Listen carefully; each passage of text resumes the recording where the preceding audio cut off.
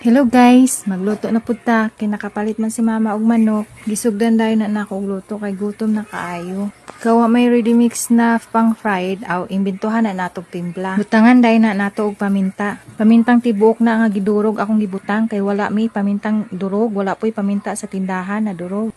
Pagkahuman gibutangan po na nako og asin dayon gi mix dayon na siya kuraw-kuraw gikamot ra na naho nang hunaw man pud ko limpyo akong kamot gidugangan na nako og asin kay gamay ra tong asin akong nabutang ganiha unya gibutangan nako dayon og usa ka buok limonsito pinangayo ra po na nako sa silingan unya gibutangan po na nako og ahos pangpahumot sa manok unya kinahaman na magtimpla isit aside sa nato ato sa naibabad og mga 30 minutes unya ari na pud ta sa sauce maghimo una mayonnaise na akong gibutang kay banabana ra nako ang gidaghanon unya gibutangan po na nakog ahos, mga duha ka lingin ang ahos akong gidugmok og ayo. Unya paminta nga tibuok nga gidurog.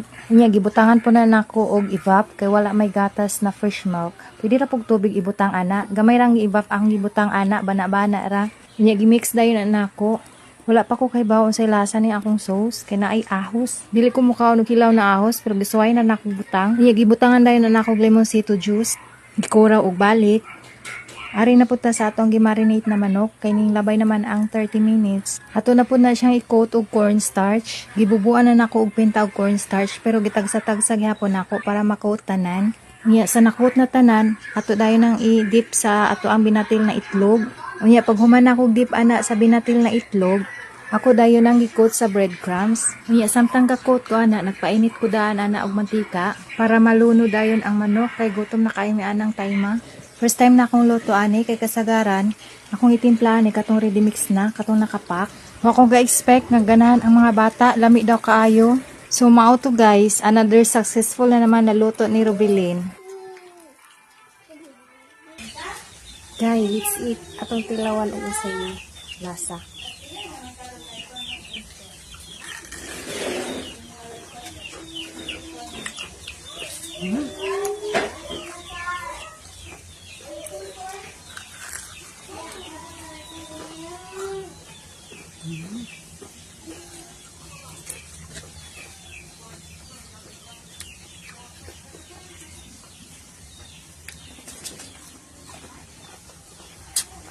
Guys, primero ako ito ay siya.